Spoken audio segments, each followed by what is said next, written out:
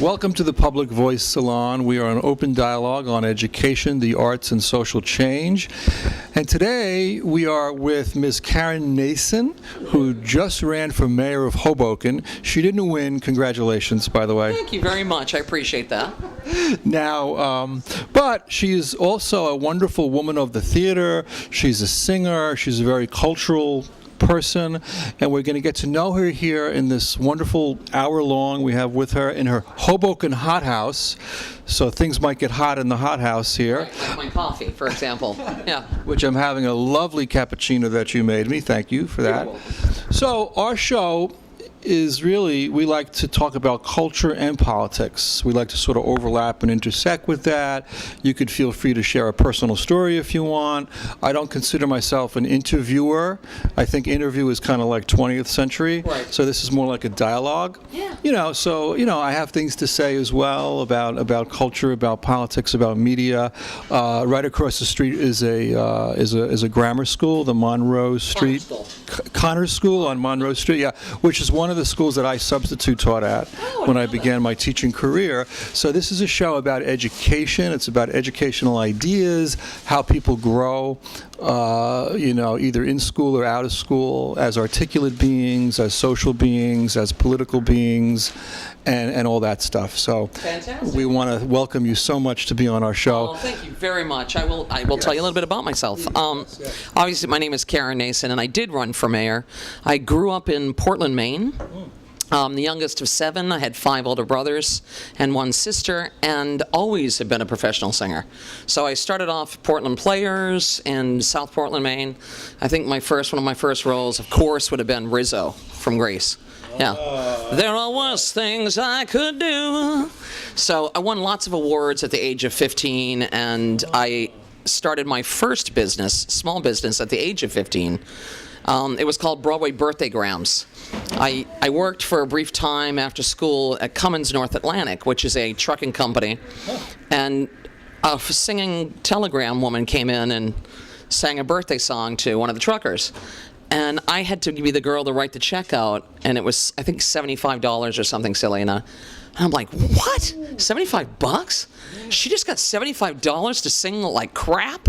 And I'm like, okay, I'm giving my 2-week notice, and I started something called Broadway Birthdaygrams in South Portland. And at that time, everybody did singing telegrams, so I made so much money, I bought my first house at the age of 18 in South Portland, and hence starting small business. So in theater, professional singer, I toured throughout New England, Vermont, Stowe, Killington, all the ski resorts. So I'm not tooting my own horn, but I was a phenomenal singer. So started a rock and roll band. You mean you are a phenomenal singer? Correct. Yes. Always. So, yeah. So I started this great rock and roll band. It was the Karen Nason band, and just, had lines out the door and loved it. Just loved my life. So probably 19, 20, I'm thinking, this is easy. The Portland, Maine wasn't happening as much as it is now, so I decided to sell my home. And I had to be January 1st, by the way. So New Year's Day, New York City, from Maine, just gave it all up, sold my place, sold my business for dirt cheap, and went to Manhattan. And you're going to love this, because the first apartment I get is 89th and 2nd. Well, 89th and 2nd is Elaine's. Any of you didn't know Elaine Kaufman? Elaine was just a powerhouse, and anybody who went to Elaine's, and if you don't know that song by Billy Joel, they were all impressed at your Halston dress and the people that you know at Elaine's. The song Big Shot is about Elaine. And so I didn't know that at the time, and I move, my apartment. I get a job at the Green Derby, and it's a singing cocktail waitress.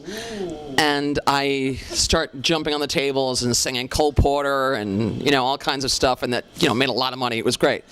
And all the guys from Elaine's that have been bartending there for 40 years, like Tommy, who wrote a book about Elaine's, and I'm writing one too, just kind of would come over after they closed the bar and have a shot with me or a drink, and they'd watch me sing. And they're like, Karen, you got to come to Elaine's one night and just do a little ditty. I'm like, okay, sure. So a friend of mine, Bert Pence, who used to be the voiceover in the morning, remember, this is the Face of the Nation. Yeah, he was a big voiceover, and we became really good friends on the Upper East Side. And he started something called the Gotham City Riders. Yeah. Remember? Of course. Yeah. Of course. So the Gotham City Riders were bikers group, and he would take me out biking. And so I said, well, what's this Elaine's? You know, you're always going there. And Tommy tells me, the bartender, I should come over and sing a song. And he's like, oh, yeah, let's go. So I come in with the chaps and, gloves up to here and my helmet, and Bert and I, we go walking in and everyone's there. It's one of those nights where Arnold Schwarzenegger's sitting here, or Maria Shriver, or Woody Allen. Everybody was there. They always were anyway. Yeah. So I walk in and I just walk up to the piano player, Lauren Korovic, and I said, let's do Anything Goes in the Key of J. And he looks at me like, who the hell are you? And no. And I start to just belt all Anything Goes, and I'm like, in the olden days, a glimpse of stocking was looked on as something shocking. Now heaven knows. And everybody sings Anything Goes. Anything goes. Right. Sorry, it's true. This is a true story. It's a great story. You can join in. And you can join in anytime. That's what they did. So Elaine gets up and she's like, who in the hell is this? Is another word probably. Who the hell is this girl? Right, I'm being nice. Who the hell is hell? Who the heck is this girl? Who's this kid? And that coined my name became The Kid. But in the meantime, now Arnold Schwarzenegger sent me over a bottle of Dom Perignon and sit down, and everybody's saying to me, Robert Altman, who's this girl? She's amazing. Sit down. And so there was a good check that Elaine's bar served for me. And she was like, well, this kid's good. It wasn't just about the money. I happen to be good, obviously. And so I never went to a nightclub. I never went to bars. I went 2 decades straight to Elaine's every single night and got to sit at the table. It was called The Table. And John Miller, Plimpton, Robert Altman, Lily Tomlin, all of us, everyone became friends. And if you knew Elaine, you were in with Elaine, then you were like... That was it. Right. It was awesome. So that's how I started my life in New York. And I opened a jazz bar on 26th and 6th in Chelsea. It was first a plant and flower shop called The King and I. And I was across the street from, remember the antiques and all that stuff? And it was a really good friend of mine who owned that whole lot. It was before Chelsea was really booming, and it was the flower district. So I would sell plants and flowers to Johnny Depp. Peter Gabriel was a great client, and he'd bow to me in the morning and say, good morning, Karen. And I just had a great clientele. And I never treated anybody any different. So, in New York, right? Peter Gabriel, In Your Eyes. Yeah, beautiful song. Yeah. So it was just it was a great life. And then I realized as Chelsea started to boom, the real estate was going to boom. And my store went to, I think I paid $800 in the beginning. And it ended up going to, at the very end, $28,000. Wow. So in between there, I figured a way to save myself. And I took my store, The King and I, put a beautiful baby grand Steinway piano in the middle of this plant flower shop, and was the first person to get the liquor license and created a business within a business to save yourself. It was kind of genius, so the Washington Post wrote about me, thought it was fabulous. New York Times said it's not the Café Boulangerie, but boy, this girl Karen Nason made something special out of this store. So it was great. Well, my only question is, why are you not on Charlie Rose? Well, I don't know why I'm not on Charlie Rose. I should. Charlie? Yeah, and the Rose, mind you. That's another story. Yeah. Well, let me just say a few things, if I may. That I'm just getting to know you now, the pleasure of that, and you're just a very interesting person, a wonderful speaker, a wonderful talker. My profession is English teacher, so I try to help other people grow as language users to become more confident in strengthening in their communication skills, oral skills, and giving speeches, giving lectures, getting up in front of people, being able to say, this is who I am, this is what I think, this is what I feel, and you exemplify that beautifully. I mean, and I just love how you launch into your story, and you just get it. It's almost as if it's a one-woman show. Like, I could see that in progress. So I could see. Have you thought about having a one-woman show, or have you had a one-woman show? Okay, talk about that. Sure. I've done a couple shows. One of them I produced was called Way Out West. It was a show about Mae West. It was a musical. And a good friend of mine, Bonnie Sanders, her husband was Arthur Shimkin. He was the president of Sesame Street. One of my friends from Elaine became very good friends, and I played Mae West.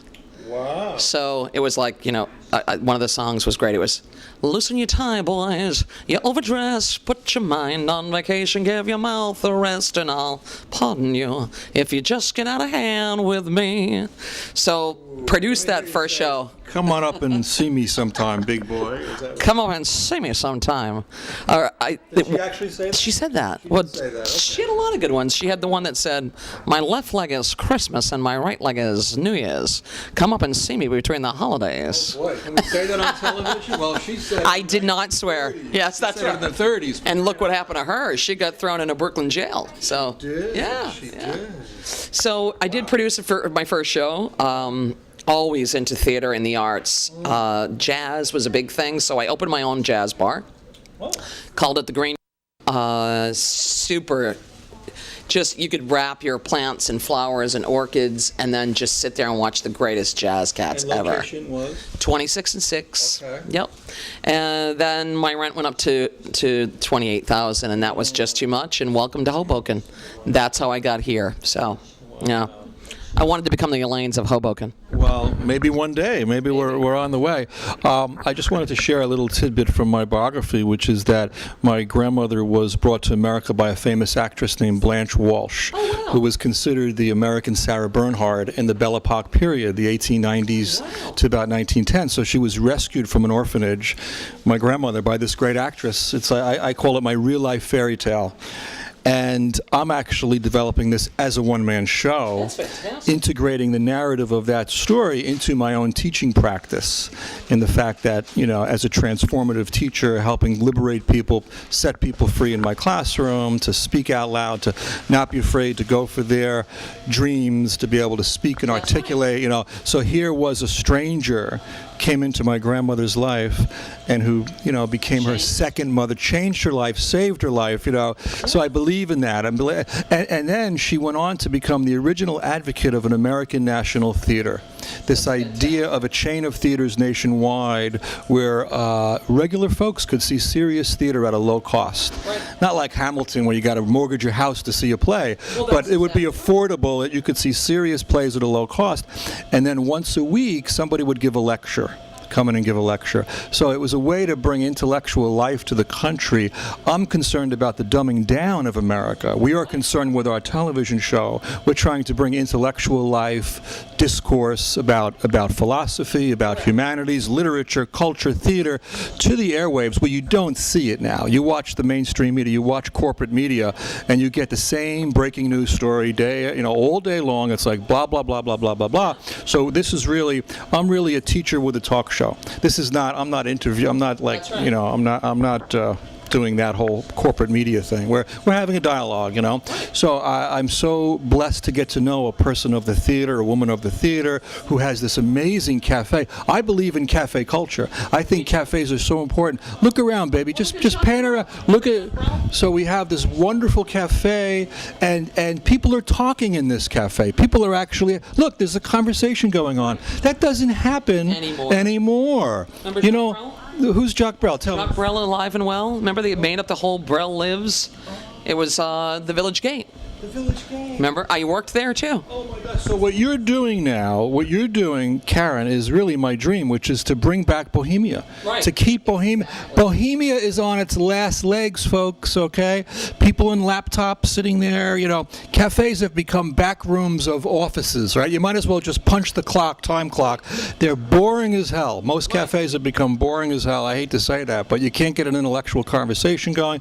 And once you lose that democratic discourse, the democracy is over. Yeah. So you're my hero. Well, that's what I tried to do with this whole. When I announced running for mayor, there were many reasons for doing it, and most importantly was the fact that Hoboken has no arts and culture really to speak of. I mean, Stevens College does some fine things for music, and I'm very proud of them for that. But we have no, coffee houses with live jazz, which is what I did. In the back garden of mine, I do live music, open mic nights, and things like that. I mean, there's no Montreal Jazz Festival here. There's no, we just don't do any music scene, and it bothers me. Why is that, Karen? What's going on? I'll tell you why. Let's be honest. Hold back. I'm not going to hold back. I believe that the current mayor, and she did a fine job when Sandy hit and all of that, but she was not about arts and culture. It was a bike lane. It was just more about bikes, and it was not what the people wanted. Corporate background, if I'm not mistaken. Yeah, I think so. I think it has to do with the corporate background. And if you study business, you study narrowly, okay? Right. You study finance, you study narrowly. Right. You're not getting the liberal arts, you're not getting the humanities. If you're not educated about culture, you don't know about culture. That's right. And you don't appreciate culture. That's right. Does that make any? I'm not disparaging no, Dawn's. I don't know her no. personally, Yeah. but it just seems like there's a kind of a technocratic focus on our educational system, which we are against in our show. We're trying to save our educational system as well. Well, that's what happened in a lot of the debates. If you watch the debates, the one in Stevens College, and we had one with the Hudson Reporter. When I started to run my mayorship, and announced as a candidate, I actually had somebody say to me, and this is no lie, someone actually very powerful and politically connected in Hoboken, and I won't say his name, looked at me and said, "Don't sing. Nobody will take you seriously." And I'm like, are you kidding? Of course I'm going to sing. I'm a singer. That's what it's about. Wow. It's about bringing arts and culture into the world. Without those backroom Elaine's, no business happened. Plimpton did all of his business at Elaine's while music was going on. Yes. Everyone. Jimmy Breslin. Of course. I hung out with Jimmy Breslin, did shots with him. Yeah, Jimmy Breslin smoked cigars and did scotch, and there were more deals done in a restaurant / coffee, cafe, alcohol, music, piano than anywhere in the country. And as a matter of fact, Mike DeFusco, who was one of the candidates with me, had gotten in an argument with me because he was, openly gay, and he thought he was the first gay announced candidate. Well, okay, so you're gay. Okay. Let's talk about what we're going to do, though. I mean, I get what your personal choices are, but it has nothing to do with what's lacking in Hoboken. Wow. So we got in an argument and a fight, and he had actually said to me, just because you hung out at Elaine's and you knew Lily Tomlin, whatever else, it doesn't mean anything. Wow. I'm like, these people were the trendsetters and the changers of the entire world. New York City is the hub of change. So I try to bring that to here, and I'm not done. And I feel pretty good. Like, people are asking me, like, how do you feel, because you lost? I feel great. And here's why I feel great. If it took one person to pay attention like you, if it took 5 people like these ladies who are leaving, wouldn't you like to see some music and jazz happen in Hoboken? Absolutely. By the way, I want to applaud you for your conversation. You guys actually had a conversation. You were not on laptops. You weren't sitting like zombies, like so many people in cafes today. They sit like zombies. You actually talked. Show these wonderful people that talked. Yeah, give them a round of applause for talking. Thank you. Yeah. Talking. Yes. I'm very happy to know that you are from Maine. Yes, Portland, Maine. Brazil. Oh. I spent 2 years in Maine. We can't hear you, though. You want to say something? You want to say? That's the best place I have ever been. Oh, thank you for saying that. What she's saying is that Portland, Maine, she's from Brazil, and that Portland was one of the finest places you stayed at. Yes. Obrigado. De nada. This is unscripted, folks. Unscripted. Yeah. Your place is awesome. Thank you. And this is just part of it. There's a back garden, so next time you come, and my pizzeria. Love you guys. Yeah. Pizzeria. You want to say something? You're gonna Say something. Pizzeria is really good. We have been, many times in a pizzeria, many times. And we also say that you should make some sweets for dessert because we stay on the backyard. Yeah. And tiramisu and pizza. It's right there. You just Let's come in here and Oh, bring yes, she's over there. Guys. Thank you, guys. Have a great night. Thank you. To each other. Yeah, I love it. That's good. So that's what I was saying, is that I'm not upset that I lost at all. On contrary, I think the new mayor, Ravi Bala, and I have already had a conversation about how arts, and if I didn't wake them all up, and I did, believe me, every one of them now have joined on that bandwagon saying, you're right, we need more theater. You're right, we need Karen, we need jazz. You're right. Well, yes, I was right, and I'm glad, and I hope that Ravi and I can work together and more Mile Square theaters into this community. I am the only one, by the way, one of my fundraisers I brought over New York City. I did with HB Studios. Oh, yeah. Yeah, in Odahagen. I produced, for one of my fundraisers, the show of Tennessee Williams. So I brought over 4 one-act plays last month. Wow. And I asked every one of the candidates to attend. It was 100% to charity, 100% to the hurricane. It cost me thousands of dollars to bring this show over from HB Studios to produce it over to Mile Square Theater, because it's the only theater we have, just to show. Don't ask for money. Don't ask for corporate money unless you're going to give them something of entertainment, something back. So I did it, and I think the awareness it raised was tremendous. Wow. Well, let's get into some deeper political issues now, because we have a country where inequality of wealth is at the Gilded Age level. We got the 1% elite. They're holding on to all this money. We got inequality. We got people who are overworked. We have an education system that's become debased and degraded. We have a Republican. Now, you are a registered Republican. Would you consider yourself a moderate, a right-wing, or a left-wing, or a liberal? How would you? What do you think of Mr. Trump? Okay, I would definitely consider myself moderate, and I'm a very proud Republican. I've been a Republican since my whole family, since we're kids in Maine.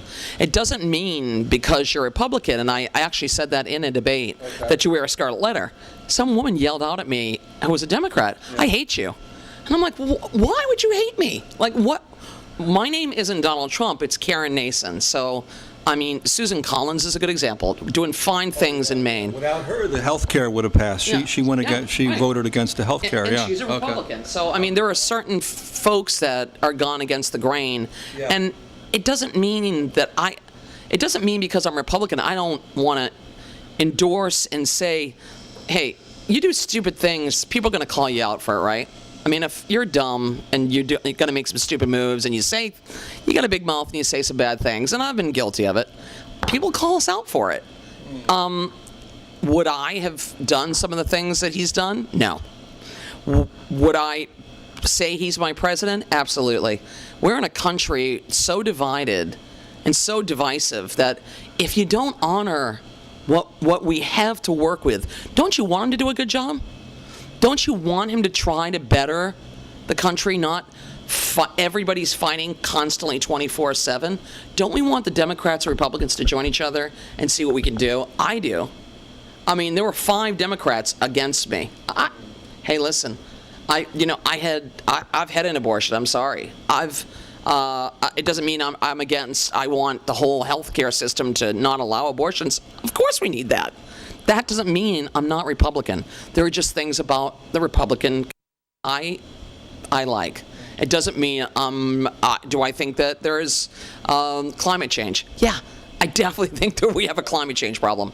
It doesn't mean I can't be a Republican. It just means there are different things I believe in.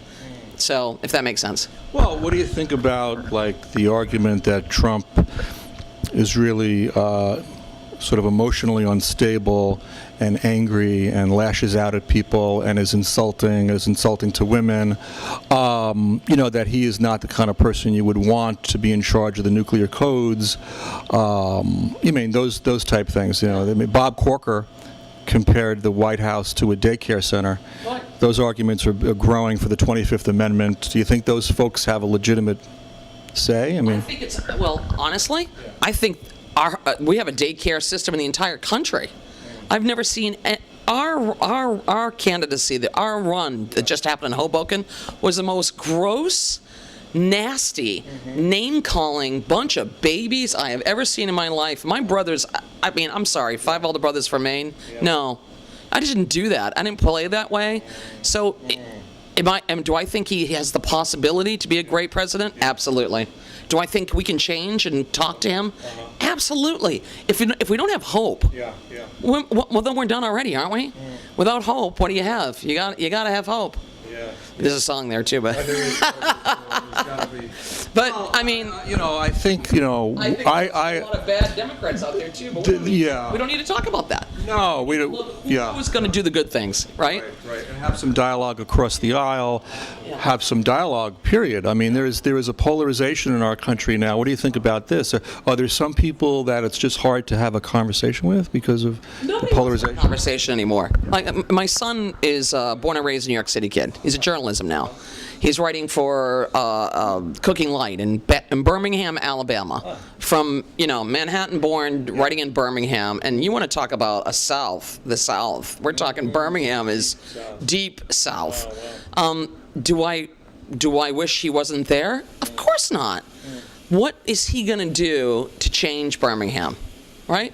What good thing can he leave when he leaves finally to come back? And what is he writing about? Like, that is important to me. Like, will people remember me in Hoboken? You betcha. There isn't a person who's going to forget Karen Nason, but I bet you there's a lot of people who will forget some of those nasty candidates that were on my run. I'm sorry. So you're a woman of contradictions, because in the one hand, you represent this Greenwich Village bohemian, which is a left-wing discourse, which is a radical left political, and at the same time, you are a Republican, which is more conservative. How would you reconcile those contradictions? Well, I don't think that we should be reconciling them. I think we need to bring in the best out of the public. And what is the best that I can offer? I know how to make a show. I know how to bring theater and arts back to the world.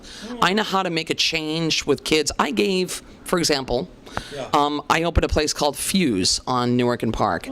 The mayor was instrumental in kind of not helping and watch that close down for no reason at all.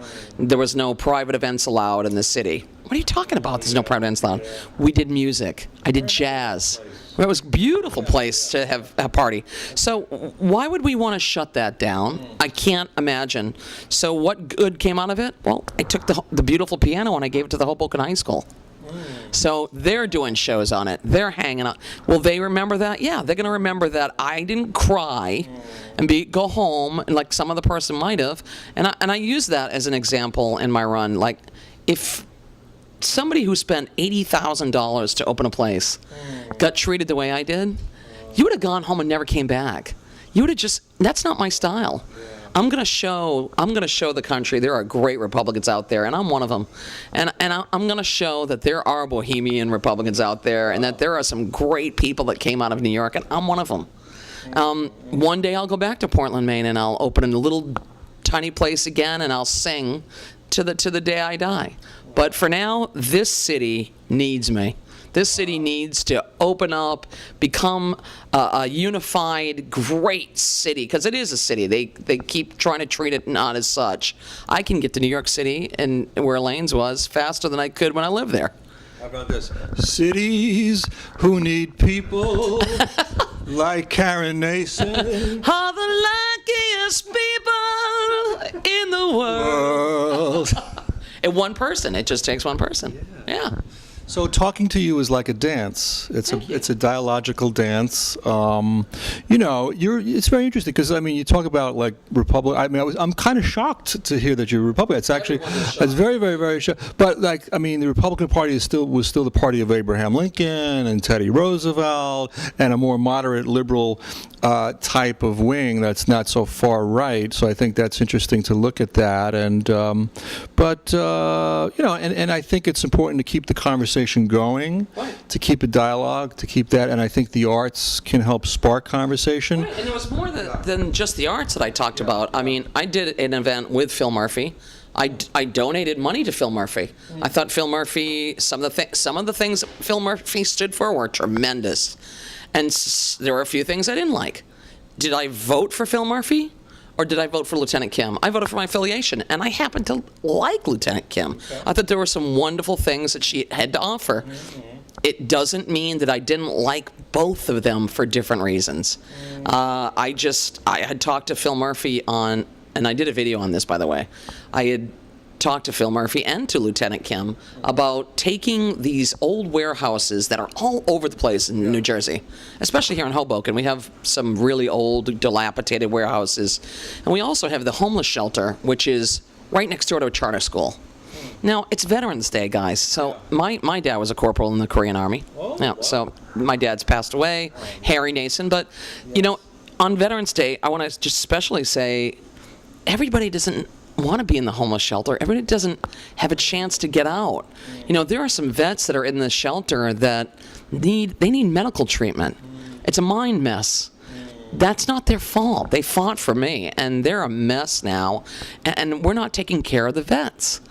Now, I also think there are a lot of people in the homeless shelter that are probably engineers or could have been great race car builders or, you know, and they're there because it can happen to anybody in this country. You can lose everything and it's over. Now, I think you got to cipher through that. So my whole theory is each one teach one. Is something I created. I wanted to move the homeless shelters into a warehouse, make it sort of a vocational school, so we teach them a trade. San Francisco's doing it. Portland, Maine started doing it. Different people are doing it. And I think teaching them to be chefs so they serve themselves. Instead of you feeling guilty at Thanksgiving or Christmas because you think you want to go, because that's the right thing to do to serve that day at Christmas time, and you have that horrible guilt, why not have, you know, you go in as a, let's say you're an auto body shop, and you own an auto body. Go in and take some time and teach one of those guys who probably already has that training. Then he can teach one, and each one teaches one. And then some of the jobs that aren't wanted because it's such a tech world we're in, who fixes lawnmowers anymore? Who wants to fix air conditioning units anymore?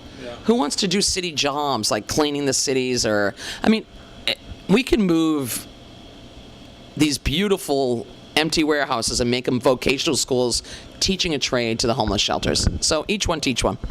Each one teach one, and I think that speaks to me as an educator and how conversations can also be instructive. Even meeting a stranger in a cafe and having a little dialogue, you can learn from having cafe friends, you know, and we are in a cafe. Claudia, just take a look over there, dear, and just see the tables. Just take a look. They're empty now, but there's always... I call that potentiality. This is you know, late in the evening and it's a lull time, okay? But I want to tell a story, which is that the other day I escaped from Hoboken, because occasionally I do like to escape from Hoboken, you know, that's what I call it. And I went to Williamsburg, Brooklyn, which is one of my bohemian wonderlands, you know, to go to. And I do my writing, because I'm also a writer, and I actually finished my first novel, which is titled How America Was Saved. How America Was Saved, The Dream Becomes a Reality. And it's a very political book, and it's, but anyway, I was in Williamsburg, Brooklyn, and I went to 2 different cafes. Each of those cafes, I struck up a conversation with somebody, and it was so natural and so easy, and the conversations were very interesting. They were deep, they were intellectual, they were fascinating. And I find that that's not always easy to do in a place like Hoboken. I don't want to diss Hoboken, I'm not saying, but I think it shows there's a lack, and I think maybe cafes should encourage people to talk to each other. Maybe, like some of the cooler cafes in New York now, there's actually signs up that says, like, no laptop use in this area. So, like, some cafes in Hoboken, you walk in, and everybody's on the laptop, and it's like, did I just walk into an office? Did I just walk? I came here for a little interaction and conversation. Now, sometimes I do go to cafes, and I like that it's quiet, because I can work on my book. Other times, you know, I kind of hunger for a little interaction. What could you do to bring conversation back? Well, that's what I do now. When you come into Hot House, when you come into Hoboken Hot House, our staff, me, I mean, first thing you do is say, hey, how's it going? Hello. Simple, I mean, it's right? amazing. We've forgotten how to do that as Americans. We've forgotten Right. basic civility. Right. And then they look at they're on their phone and they look up at you and it's like, oh, hi. Oh, you, a human. How you doing? Happy Sunday? Okay. Yeah. And the minute you start doing that, you watch everyone change. It's just because no one wants to do it anymore. Wow. So human kindness, just hello, thank you. I mean, that's one thing I taught my kids, like from the time they were born. You get a compliment from somebody, someone says, hey, your hair looks great. Thank you. Look them in the eye, and thank you is a really amazing word, isn't it?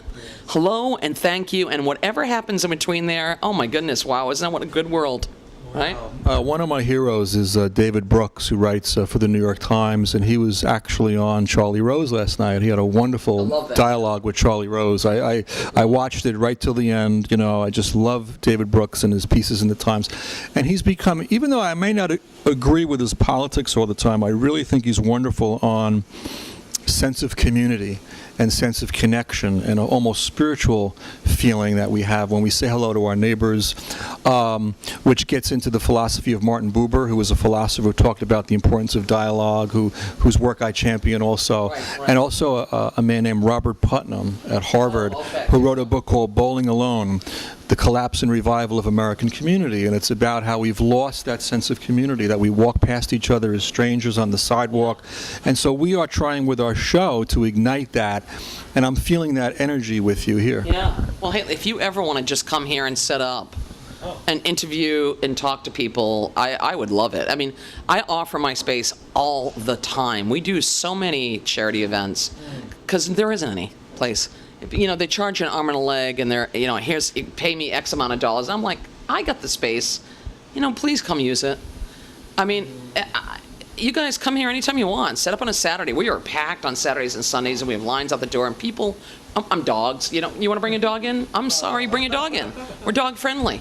You know, my backyard, no, you can't have dogs. Well, why can't you? I can do it. It's my place. You know, like, no, you can't. It's illegal. Well, why is it illegal? Unless a dog's sitting in somebody's lap and eating his food. I mean, if someone wants to walk in with a little doggy and grab a cannoli or a cup of coffee, like, really? Like, why would you say no? So I find that kind of stuff really repulsive. A lot of good cannolis in Hoboken, right? Yeah, yeah, that's right. That's right. Karen, how did you get to be the social person that you are? Like, what was in your biography? Think about growing up. Yeah. How did you get to be? Were you always like this? Were you ever shy? And okay. Never shy.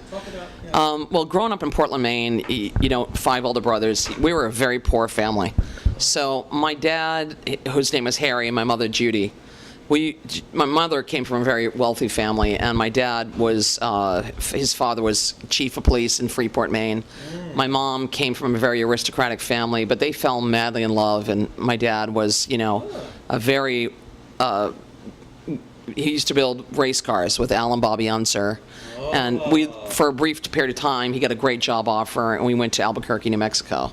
So my aunt, Irene, was in the FBI, and we had this great life. And my mother's mother was dying of cancer, so we had to go back to Maine. So long story short, Maine is one of the poorest states in the nation. Now, you have 7 kids in Maine, and my dad is now working for Roe Ford, which I'm a Ford chick. But you know, you're getting $180 to feed 7 kids a week after taxes back then. It's like he couldn't get out. So he'd fix lobster boats on the weekend, but my dad was this gregarious, always happy, you know, sang all the time, danced with my mother. So that's what I thought life was supposed to be. Wow. You know, you'd come home, you'd kiss your wife, you'd say hello to your kids, you'd talk about the day. We had to have dinner at the table. That was a must. No iPhones, and that's... No, and I never, my kids either. You got at the table, you put your crap away. So that was the only time we really got to do, you know, conversations with the family. And my dad was just this outrageously tall, handsome, you know, told me I could be anything, you know, just always... Give you confidence in yourself. But he would say it to everybody. He'd say, you know, you're the special one, but don't tell your brother. But it worked. So I thought I was super special. And, you know, I was always a big girl. So people would make fun of me or whatever. And sometimes I'd beat them up, or, you know, sometimes I'd just be, you know, whatever. So being a singer was kind of like your outlet. You got to be, you know, wow, she's really cool. Like, she really can sing. And I still pull them off like that. I mean, even at the Hudson Reporter debate, that I think it was Karen one of the people that was doing the questions and the reporting, and we're taking a break, and she looks at me and says, "So, do you want to do a song?" And I'm like, "Sure. What do you want to hear?" So I broke into song, and then they said, "Wow, yeah, you can really sing. Okay, you want to do a little Joplin?" Sure. So I did a little Joplin, and now it comes out in the report and then the debate, like Karen Nason sang, and it's all over the press, and I'm like, "You guys asked me." But wasn't it nice to have that break?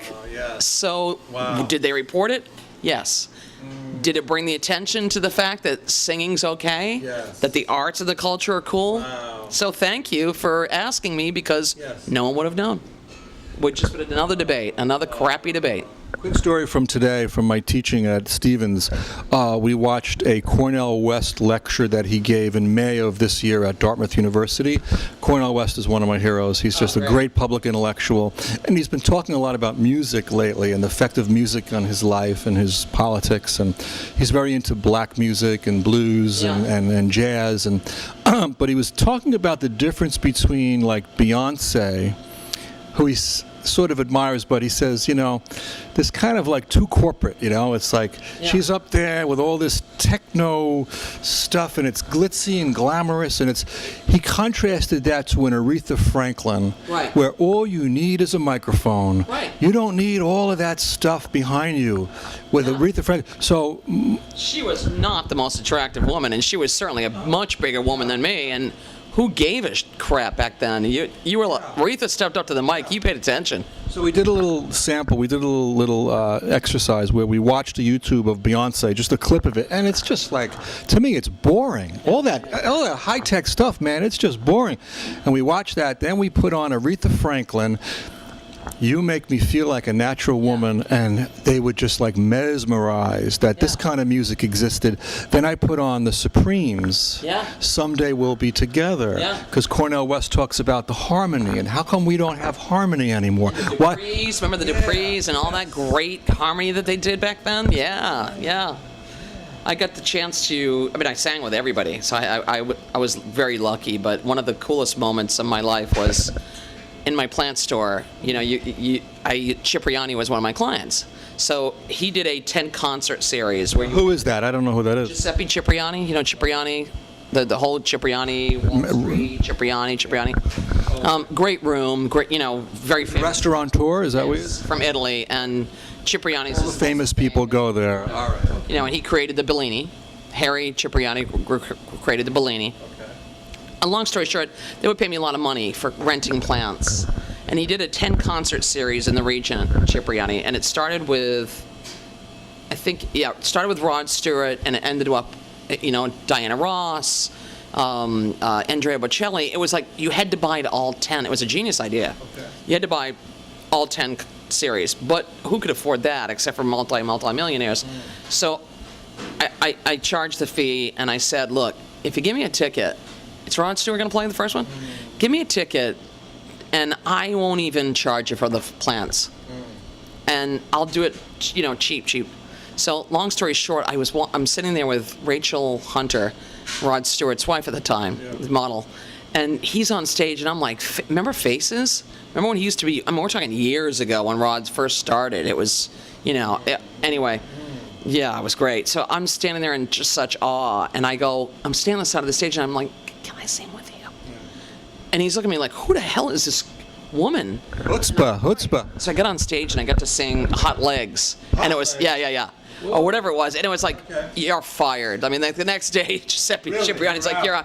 And I'm like, I don't care. What a way to go. I get to sing with Rod Stewart, so it was great. Ooh, it's worth it, of course. It was. You bring up this thing about celebrity and stuff like that, and Cornel West in his lecture talked about the emptiness and shallowness of this corporate celebrity, corporate-driven celebrity, which when I look back at my heroes, I look at someone like an Elvis Presley, there was nothing corporate driven. He went to black churches, you know what I mean? He soaked it up in his soul and his spirit, you know what I mean? He sang in church, and he went to the Beale Street down in Memphis, and he listened to the black stations all the way on the end of the dial, and he watched the preachers, and he worked it all out in his body and his soul, and he didn't have some corporate, person coaching them. Like today, you have all these blonde bimbos. They all look alike. They're fake looking. They're plastic, So my last book is titled A New Theory of Fame.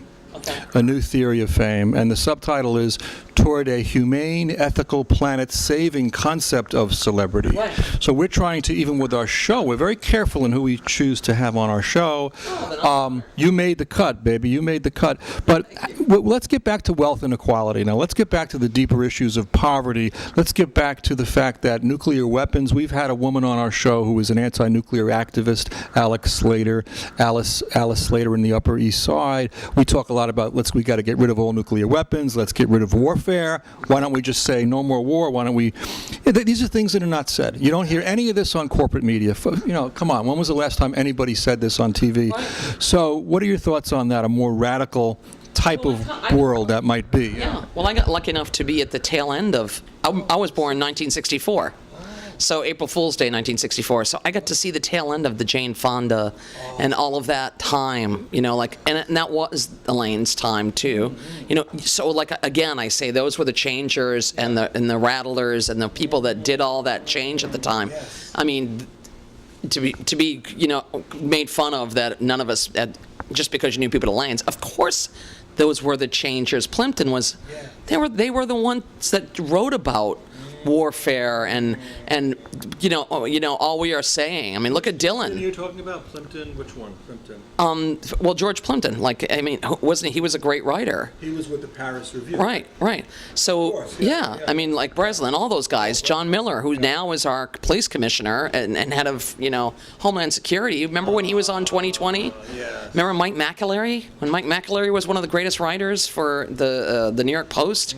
All these guys made a change. They did talk about war. They did talk about nuclear and what we're going to do. And I remember when John Miller told me about, there's a really bad guy. And this is way before 9/11.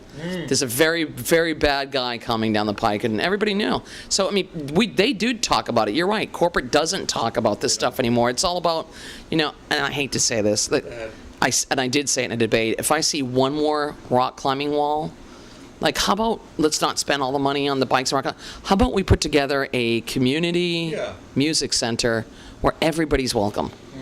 Why don't we put on shows where, the city puts on something so that, people from the homeless shelter and people who are filthy rich can go. Like everybody can go to.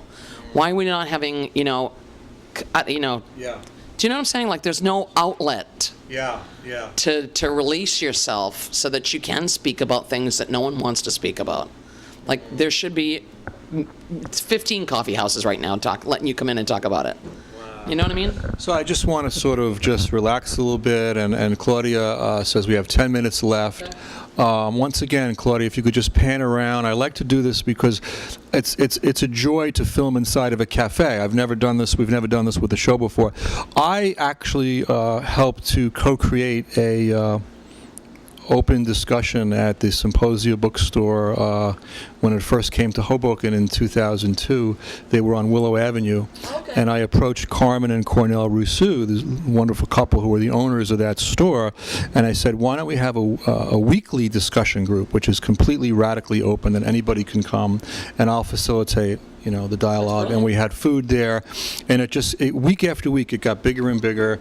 One time we had so many people, we didn't have enough, and it's simply having a conversation, period, and then you facilitate it, and of course you're going to get some wacky people, and that's always happens, and but I've been teaching now for 20 years, and I know how to do this. You facilitate, you keep it on a more cultural, political theme, and now Symposia is flourishing. They're on Washington Washington Street. Dave Roberts. Dave Roberts helps out. He's a great benefactor to Yes, he that is. bookstore. But it just... Owns this building too. I think. Dave owns everything. What doesn't Dave? No. But here's an example of somebody of means, okay, who is benevolent, who has a progressive nature, who sees the goodness of this kind of activity, and otherwise he wouldn't support it, right? Yeah, well, he and I have had many conversations, and one I loved was, and I brought this up again in my debates, is there are buses Yes. and there are means of transportation of bringing jazz when they're why can't we have the players come over here, bring them back in the boat, back and forth when a show closes down, bring it over here for a month, let that show not close down for good. We should have transportation of bringing back and forth and different, like I said, like our Jazz Montreal Fest. I mean, if I see one more of these, we're going to do yet another selling fudge and cotton candy and, street fair. How many street fairs could we possibly do? How about we do a Jazz Fest? How about that? And let everybody come over from New York City, all the cats that are playing, Blue Smoke at Danny Meyer's place. And, I know Danny well. I mean, why don't we have all those guys come over here? Why aren't they transporting over back and forth? You remind me a little bit of Danny Schott, who was also a guest on our show, who's a poet and a writer. He sort of brings a New York cred, bohemian cred, downtown New York vibe here. And as far as I can see, as far as Hoboken goes, I think it's losing the battle to Jersey City. I think it's obvious. When you walk around Jersey City, they laugh at Hoboken. That's bougie. That's bougie. It's bougie. It's bourgeois. Everyone's a bourgeois. You really need to make a serious effort. Steve Fulop did not stop businesses. This administration were so anti-small business, it was absolutely appalling. And that was my big part of Forum, arts, culture, and small business. I wanted to save the small businesses. And I pray to God that Ravi and I can work on small business and saving, because I think he means it. I think he will try. I think he's going to be the person that is going to really try to do what I said, which is stop the planning and the zoning folks from making it difficult to conduct business in Hoboken. We've got enough real estate happening. We don't have any hip, cool Williamsburg. When I won, there's a Hoboken Chamber of Commerce Award up there. I won as Best New Small Business. And when I won, that's how it started. I had said, this isn't it, folks. Yes, thank you. I am cool. That was great. But you know what? Let's be like Williamsburg. And it's in a newspaper article. Hudson reported it. I said, I'm going to make this town like Williamsburg, baby. Maybe I should run for mayor. Well, I was joking at the time. But it wasn't so funny after. I thought, I better run. Well, I want you to Google my 2007 essay. I want everyone else to Google that I published in the Brooklyn Rail, published one of my essays on Williamsburg and how I discovered it in 2007 when I taught at Bariqua College, which is a private Puerto Rican college in Williamsburg, Brooklyn. First college dedicated to Latinos that was established in the United States.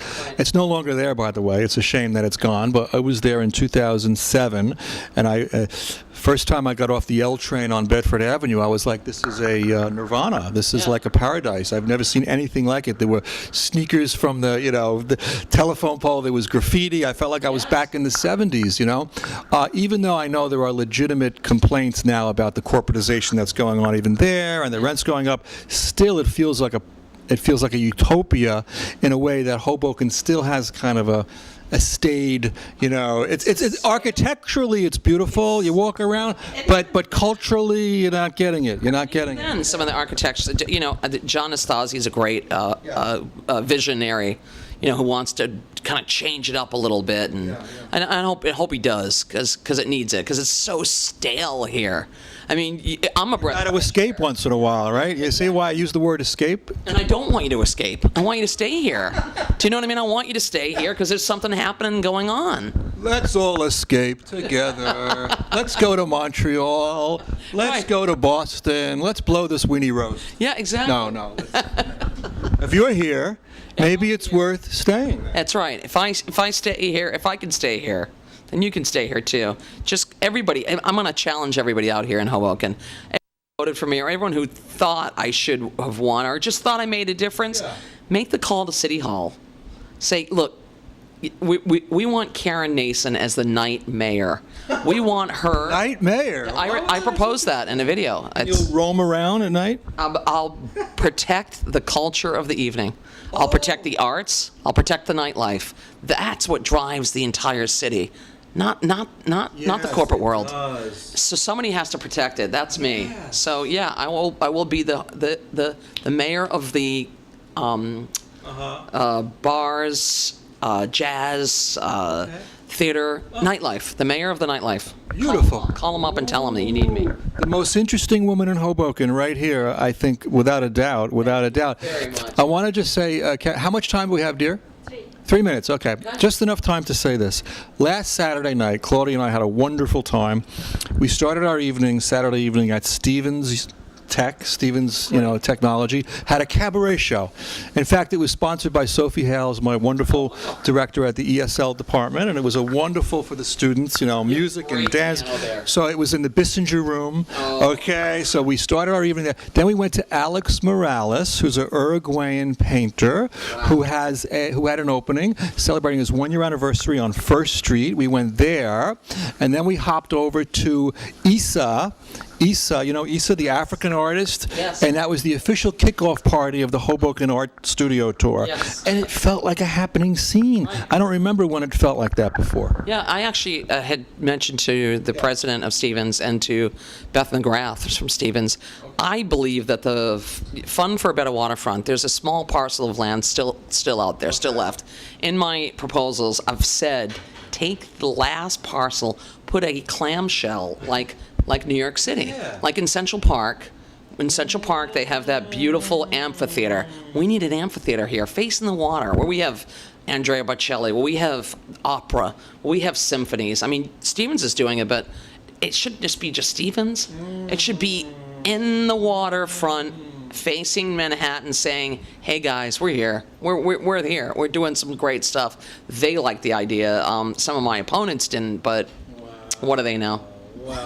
Well, we are winding up here with Karen Nason, who is absolutely one of the most fascinating people in Hoboken, a woman of the arts, a woman of theater, a woman of culture, and also somebody who has a strong political sensibility and who marries the politics with the culture. That's why we find you. And you're just a genuinely nice person. Thank you. Can we say that? Nice is a good thing, Yes, just to be nice. Just to be nice.